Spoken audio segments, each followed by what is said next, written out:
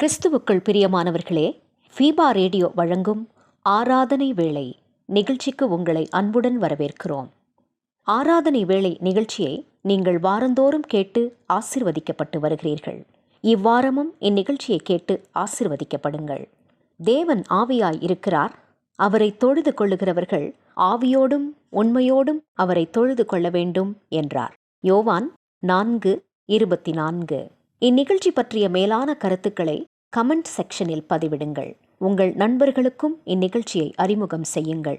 இனி கேளுங்கள் ஆராதனை வேளை.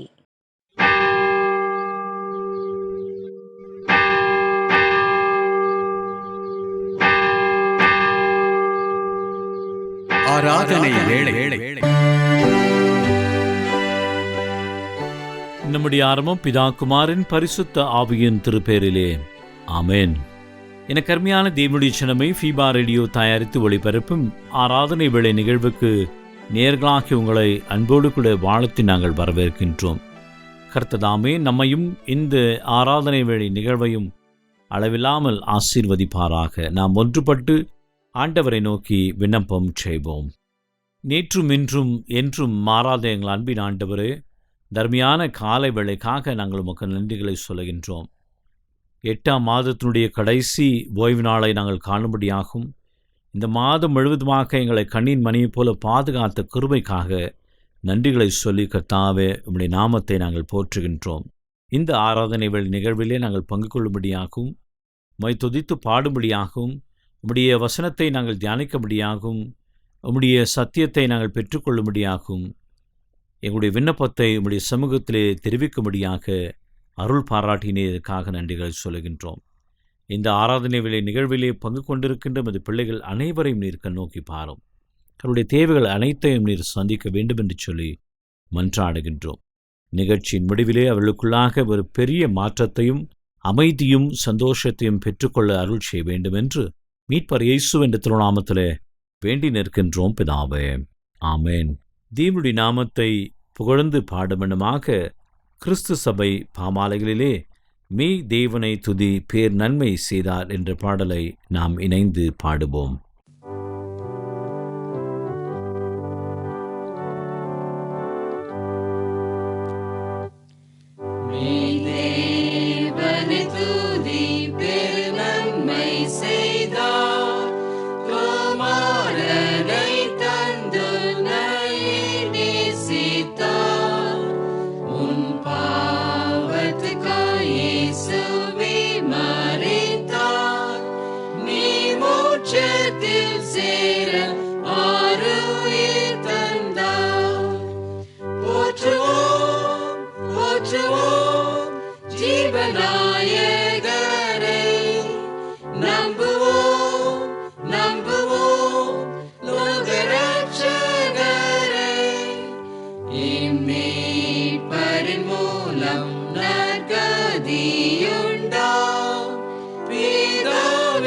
சமூகம் கண்ட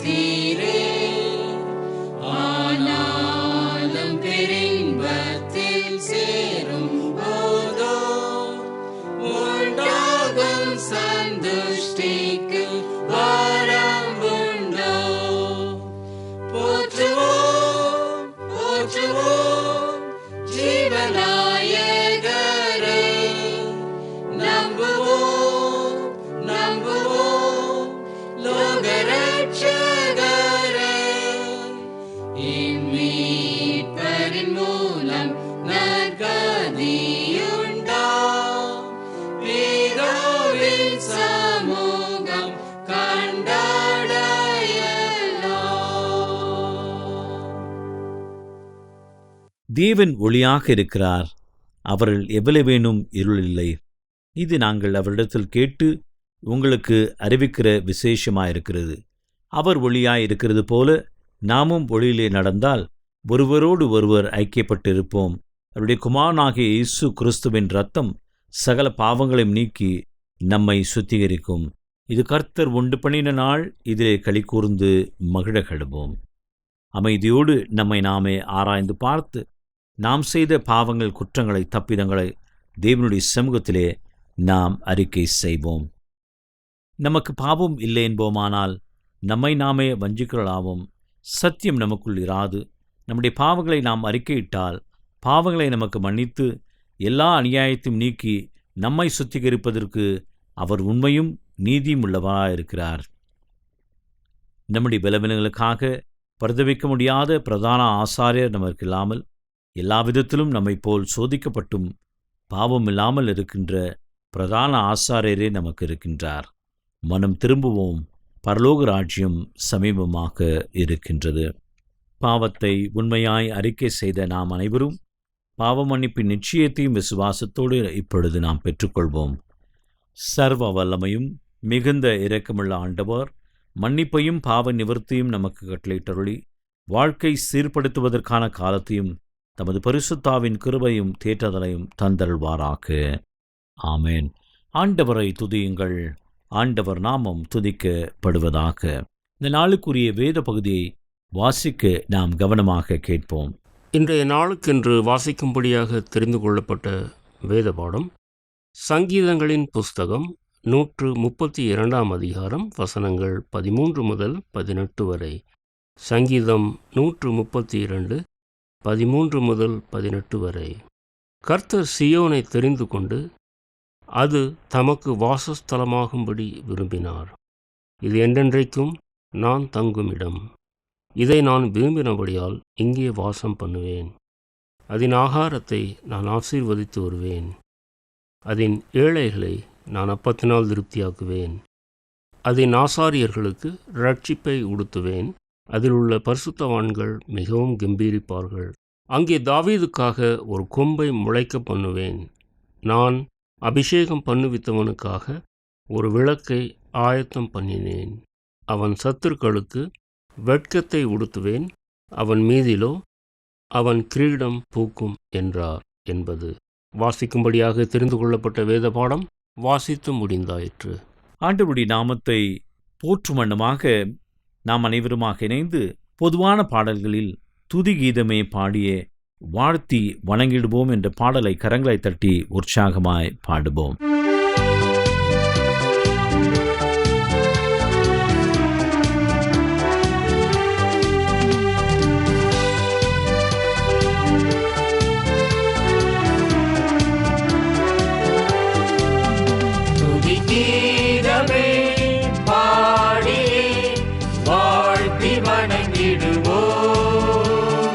ஜோதியின் தேவனாம் இயேசுவை பணிந்திடுவோம்.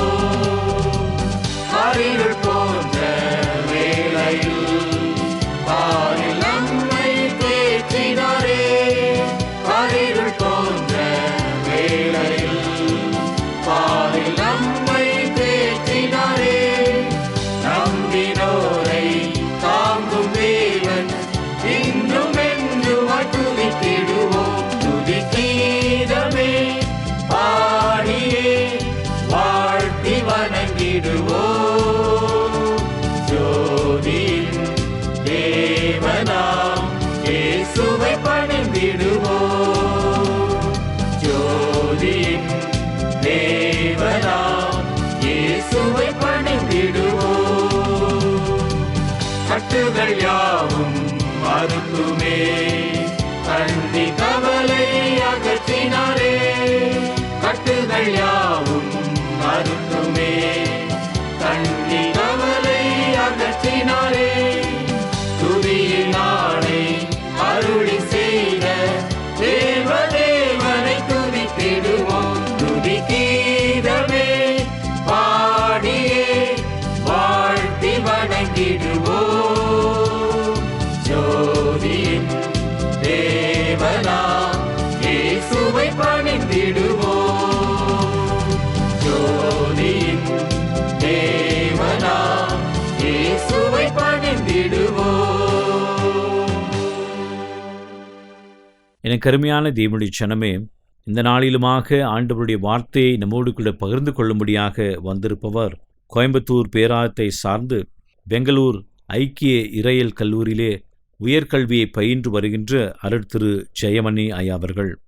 அருட்திரு ஜெயமணி ஐயா அவர்கள் ஆண்டவருடைய வார்த்தை இப்பொழுது நம்மோடு கூட பகிர்ந்து கொள்கின்றார். விசுவாசத்தோடு கூட நம்பிக்கையோடு கூட சத்தியத்தை நாம் கேட்போம். என் அன்புக்குரிய சகோதர சகோதரிகளே, உங்கள் எல்லாரையும் ஆண்டவர் இயேசுவின் விலையேற பெற்ற நாமத்தினால் அன்போடு நான் வாழ்த்துகின்றேன், வரவேற்கின்றேன். இந்த நாளிலும் நாம் சிந்திக்கும்படியாக கடவுள் நமக்கு கொடுத்திருக்கிற வார்த்தை 132 சங்கீதம் 18 வசனத்தில் அடங்கியிருக்கிறது. 132 சங்கீதம் 18 வசனம்.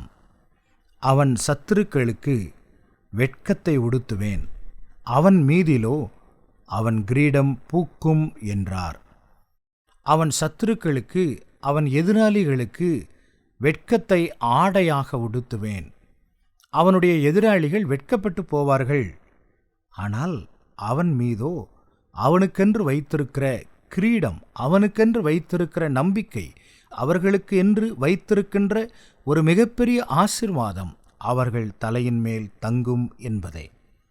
இந்த 132 சங்கீதம் சீயோன் மலையிலே இருக்கிற ஆண்டவருடைய ஆலயத்தை பற்றி சொல்லுகிற ஒரு பாடல்.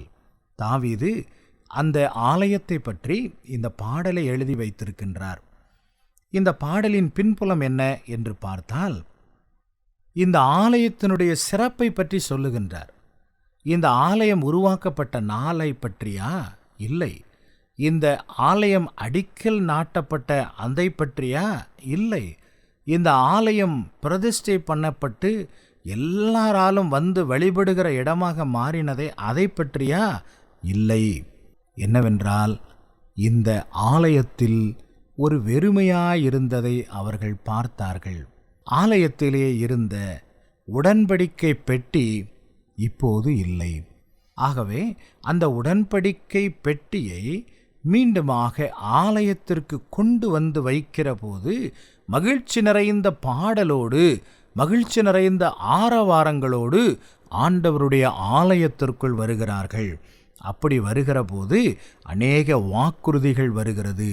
இதுவரைக்கும் தோல்விகள் வந்தது, இதுவரைக்கும் அவமானங்கள் இருந்தது, இதுவரைக்கும் நிந்தனைகள் இருந்தது, இதுவரைக்கும் நம்முடைய வாழ்விலே தடைகள் இருந்தது. ஏன் தெரியுமா? நம்முடைய வாழ்க்கையில், நம்முடைய ஆலயத்தில் ஆண்டவருடைய பிரசன்னம், ஆண்டவருடைய மகிமை, உடன்படிக்கை பெட்டி இல்லாமல் போனது. ஆனால் இப்பொழுது அந்த உடன்படிக்கை பெட்டியை திரும்ப ஆலயத்துக்கு கொண்டு வருகின்றோம். ஆகவேதான் இந்த வசனங்களை வாசிக்கிற போது இது கடவுள் விரும்பின இடம். ஆகவே ஆண்டவர் மீண்டும் வாசம் பண்ண வருகிறார். இது ஏழைகளுக்கு தஞ்சம், இது ஆசாரியர்களுக்கு மிகப்பெரிய நன்மை. இதனால் பரிசுத்தவான்கள் கெம்பீரமாய் பாடுவார்கள். இங்கே தாவீதுக்கு ஒரு பெரிய மகிழ்ச்சி உண்டாகும் என்று பல வார்த்தைகளை இந்த பாடல் நமக்கு சொல்லிக் கொடுக்கிறது. அதிலே வருகிற ஒரு வார்த்தை தான் இந்த வார்த்தை. அவன் எதிராளிகள், அவனுடைய சத்துருக்கள் வெட்கப்பட்டு போவார்கள். அன்பானவர்களே, உடன்படிக்கை பெட்டியினுடைய ஆசீர்வாதம் என்ன தெரியுமா? இந்த உடன்படிக்கை பெட்டி இஸ்ரேல் மக்களை வழிநடத்தி கொண்டு வந்த மிகப்பெரிய ஒரு ஆயுதம் அல்லது ஒரு மிகப்பெரிய நன்மையை கொடுக்கக்கூடியது என்றால் அது அதைவிட வேறொன்றும் சிறப்பாக சொல்ல முடியாது. இந்த உடன்படிக்கை பெட்டி இருக்கிற போது எதிராளிகள் பக்கத்தில் வர முடியாது. என்னாகமம் 10ஆம் அதிகாரம் 35ஆம் வசனம் இப்படி சொல்லுகிறது. பெட்டியானது புறப்படும்போது மோசே, கர்த்தாவே எழுந்தருளும், உம்முடைய சத்துருக்கள் சிதறடிக்கப்படுவார்களாக, உம்மை பகைக்கிறவர்கள் உமக்கு முன்பாக ஓடிப்போவார்களாக என்பான். பார்த்தீர்களா? உடன்படிக்கை பெட்டியை தூக்குகிற போது ஆண்டவருடைய பிரசன்னம் இஸ்ரேல் மக்களுக்கு முன்பதாக போனது. அவருடைய சத்துருக்கள் சிதறடிக்கப்பட்டார்கள். அவர்களுக்கு எதிராக பகைத்தவர்கள் ஓடி போனார்கள். இன்றைக்கும் ஆண்டவருடைய உடன்படிக்கை பெட்டி நீங்க இருக்கிற இடத்துல, உங்களுடைய இருதயங்களில், உங்களுடைய வீடுகளில் எழுந்தருளுமானால், உங்களுடைய வீடுகளிலே நிலைத்திருக்குமானால், கட்டாயம் எதிராளிகள் உங்களை விட்டு ஓடி போவார்கள். உங்களுக்கு எதிராக சூழ்ச்சி செய்கிற மக்கள் அல்லது உங்களுக்கு எதிராய் போராடி கொண்டிருக்கிற எந்த பிரச்சனையாக இருந்தாலும் அந்த பிரச்சனைகளை இயேசுவினுடைய வல்லக்கரம் இப்போது மாற்றி போடும். அடுத்து இந்த உடன்படிக்கை பற்றி சொல்லுகிற போது 2 சாமுவேல் 6ஆம் அதிகாரம் 12ஆம் வசனம் இப்படி சொல்லுகிறது. 2 சாமுவேல் 6ஆம் அதிகாரம் 12ஆம் வசனத்திலே, கர்த்தருடைய பெட்டியானது ஓபேத் ஏதோம் என்கிற ஒரு மனுஷனுடைய வீட்டில இருந்தது. அவன் வீட்டில இருந்த நாள் வரை அவனுக்கு உண்டான எல்லாவற்றையும் ஆண்டவர் ஆசீர்வதித்தார். அன்பானவர்களே, இன்றைக்கு நம்முடைய வாழ்க்கையில ஏன் தடைகள் வருகிறது தெரியுமா? இன்றைக்கு ஏன் நம்முடைய வாழ்க்கையில ஒரு வித்தியாசமான இருள் நிறைந்த போராட்டங்கள் வருகிறது தெரியுமா? ஏனென்றால் ஆண்டவருடைய கரம், ஆண்டவருடைய பிரசன்னம் நம்மிடத்துல இல்லை. ஆகவேதான் இந்த உலகத்தின் சூழல்கள், இந்த உலகத்தின் போராட்டங்கள் நம்மை அதிகமாய் தொற்றிக் கொள்ளுகின்றன. ஆனால் ஆண்டவரின் பிரசன்னம் நம்மோடு கூட இருக்கிற போது நமக்கு எதிலேயும் குறைவு வராது. இதே தாவீது அழகாய் இப்படி பாடுகிறாரே, அவன் செய்வதெல்லாம் வாய்க்கும், அவன் கைகளின் பிரயாசத்தை அவன் சாப்பிடுவான் என்று சொல்லி, அதுபோலவே உங்களுடைய கரங்களிலே ஆண்டவர் நன்மைகளை கட்டளையிட்டு தருவார். ஆகவே இந்த உடன்படிக்கை பெட்டி எதிராளிகளை துரத்துவது மட்டுமல்ல, உங்கள் கரங்களை பலப்படுத்தும். மூன்றாவதாக, இந்த உடன்படிக்கை பெட்டியை பற்றி நாம் இப்படி வாசிக்கிறோம். யாத்ராகமம் 40வது அதிகாரம் 38வது வசனம், இஸ்ரவேல் வம்சத்தார் பண்ணும் எல்லா பிரயாணங்களிலும் அவர்கள் எல்லாருடைய கண்களுக்கும் பிரத்யட்சமாக பகலில் கர்த்தருடைய மேகமும் இரவில் அக்கினியும் வாசஸ்தலத்தின் மேல் தங்கியிருந்தது. அவர்கள் இருக்கிற கூடாரத்தை முழுவதும் ஒரு மேகம் மூடி இருந்தது. அன்பானவர்களே, உடன்படிக்கை பெட்டி உங்களிடத்தில் இருக்குமானால், ஆண்டவருடைய பிரசன்னம் உங்களிடத்தில் இருக்குமானால், உங்கள் மேலே ஒரு மேகம் மூடி இருப்பதை நீங்கள் பார்ப்பீர்கள்.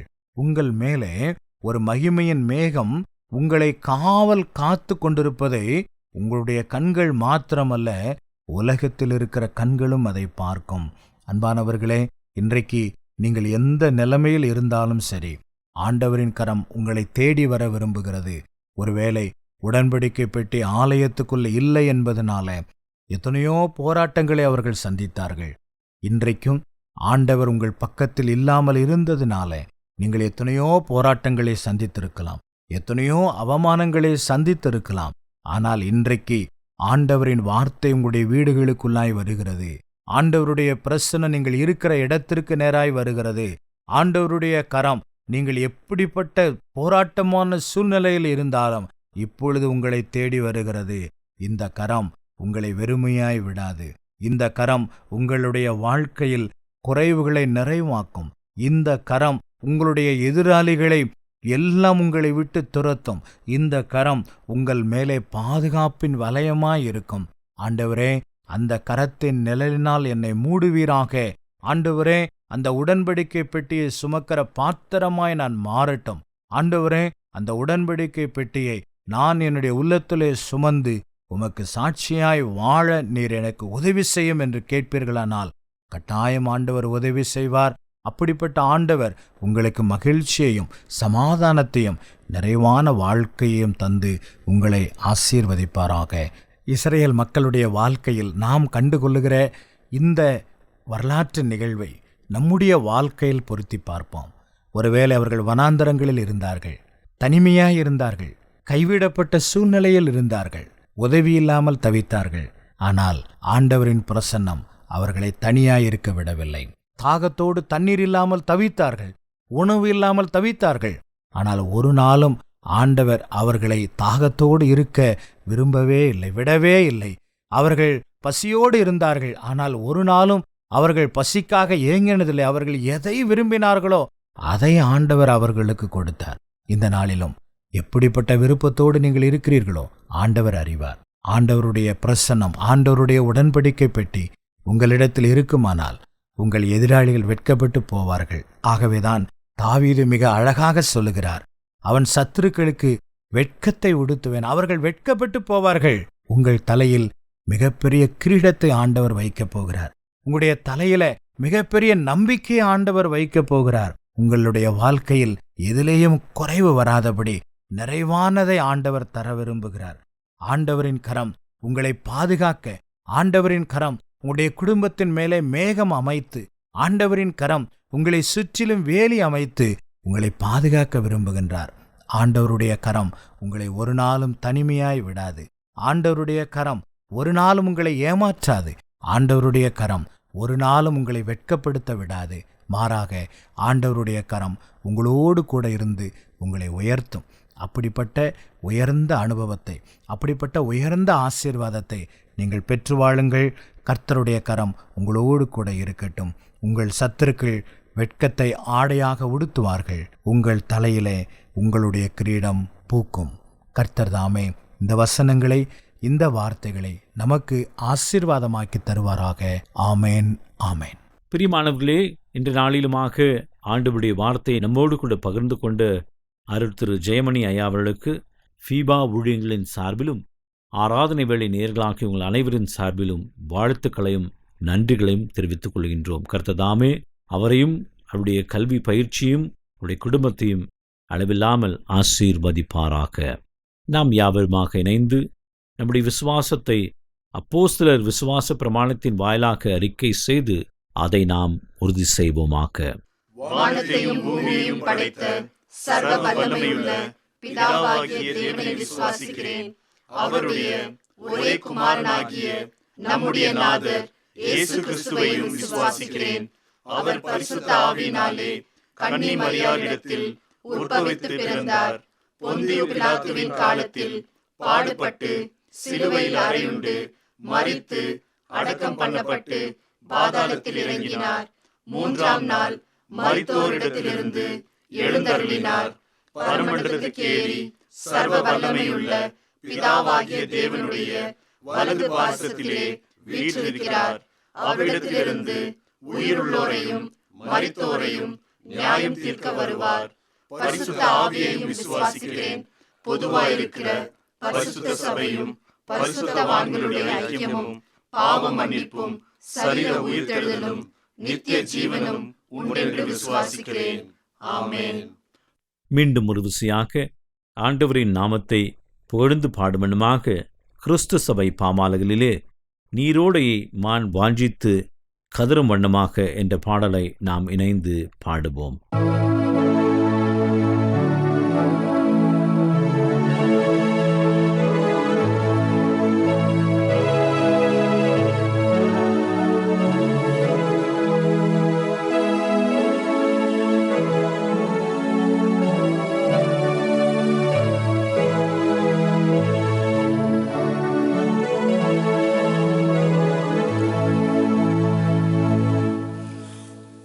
நீரோ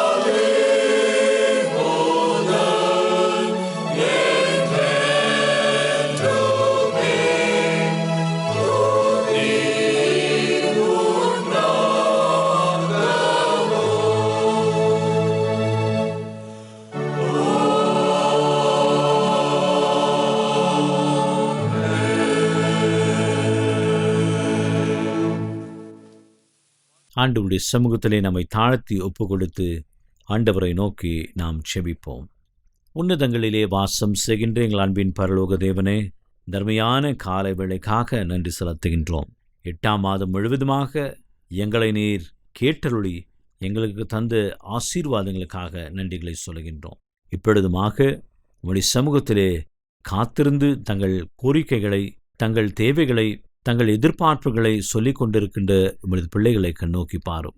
கண்ணீராலும், கவலையினாலும், துக்கத்தினாலும், வியாகுலத்தினாலும் கர்த்தரே எனக்கு துணை என்று உம்மை நம்பி உம்முடைய சமூகத்திலே தங்களுடைய எல்லா கவலைகளையும் தேவைகளையும் ஊற்றிக்கொண்டிருக்கின்ற உமது பிள்ளைகளை பார்த்து, பயப்படாதே, நான் உன்னோடு கூட இருக்கின்றேன், நீ கேட்கின்ற அனைத்து காரியங்களும் நான் உனக்கு தருவேன் என்று சொல்லி அவர்களை பலப்படுத்தி அவருடைய எல்லா தேவைகளையும் சந்திக்க வேண்டும் என்று சொல்லி மன்றாடுகின்றோம். ஆம் ஆண்டவரே, உம்மிடத்திலே வந்த எவரையும் நீர் வெறுமையாய் போக விடீர் என்பதை நாங்கள் உறுதியாய் நம்பி உமது பிள்ளைகள் அனைவரும் உடைய கரத்தில் ஒப்புக் கொடுக்கின்றோம். ஆசீர்வதியும், காத்தலும், பலப்படுத்தும். மீட்பர் இயேசு என்ற திருநாமத்திலே வேண்டி நிற்கின்றோம் பிதாவே, ஆமேன். நாம யாவரும் ஒன்றுபட்டு ஆண்டவர் நமக்கு கற்பித்த கர்த்தருடைய ஜெபத்தை ஒன்றாக ஏறெடுப்போம். பரமண்டலங்களில் இருக்கிற எங்கள் பிதாவே, உம்முடைய நாமம் பரிசுத்தப்படுவதாக, உம்முடைய ராஜ்யம் வருவதாக, உம்முடைய சித்தம் பரமண்டலங்களில் செய்யப்படுகிறது போல பூமியிலேயும் செய்யப்படுவதாக. அன்றன்றுள்ள அப்பத்தை இன்று தாரும். எங்களுக்கு விரோதமாய் குற்றம் செய்கிறவர்களுக்கு நாங்கள் மன்னிக்கிறது போல எங்கள் குற்றங்களை எங்களுக்கு மன்னியும். எங்களை சோதனைக்குள் பிரவேசிக்க பண்ணாமல் தீமையிலிருந்து எங்களை ரட்சித்துக் கொள்ளும். ராஜ்யமும் வல்லமையும் மகிமையும் என்றென்றைக்கும் உடையவைகளே. ஆமென். ஆண்டவரின் ஆசீர்வாதத்தை இப்பொழுது பெற்றுக்கொள்வோம். நம்முடைய ஆண்டவராகிய இயேசு கிறிஸ்துவினுடைய கிருபை, பிதாவாகிய தேவனுடைய அன்பு, பரிசுத்தாவினுடைய ஐக்கியம், வழிநடத்துதல், ஆசீர்வாதம் நம்முடனும் கேட்டிருக்கின்ற அனைத்து ஆசீர்வாதத்துடனும் பெற்றுக்கொள்கின்ற எல்லா நன்மையுடனும் என்றும் என்றும் சதா காலங்களிலும் தங்கி நிலைத்து இருப்பதாக. ஆமென்.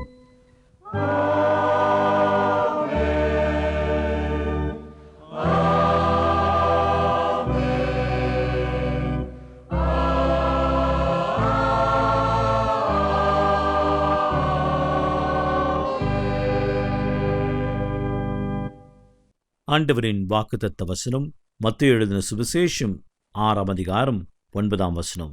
நீங்கள் வேண்டிக் கொள்வதற்கு முன்னமே உங்களுக்கு இன்னது தேவை என்று கர்த்தர் அறிந்திருக்கின்றார் என்று கர்த்தர் நமக்கு வாக்குத்தத்தம் செய்கின்றார். அவைகளை பெற்றுக்கொள்வோம் என்று உறுதியுடன் சொல்லி உங்களிடத்திலிருந்து கடந்து செல்வது உங்கள் ஊழியன் அருள் திரு தியோடவில்லியம். ஆமென். நேயர்களே, மீண்டும் நினைவூட்டுகிறோம், நீங்கள் ஃபீபா ரேடியோவின் நிகழ்ச்சிகள் பற்றிய தகவல்களை அறிந்து கொள்ள விரும்பினால் டிஸ்கிரிப்ஷனில் கொடுக்கப்பட்டுள்ள லிங்கை கிளிக் செய்யுங்கள். மேலும் நீங்கள் எங்களோடு தொடர்பு கொள்ள விரும்பினால் டிஸ்கிரிப்ஷனில் கொடுக்கப்பட்டுள்ள அலைபேசி மற்றும் தொலைபேசி எண்களை தொடர்பு கொள்ளலாம். வாழ்த்துக்கள் கூறி விடை பெற்றுக் கொள்கிறோம். வணக்கம் நேயர்களே.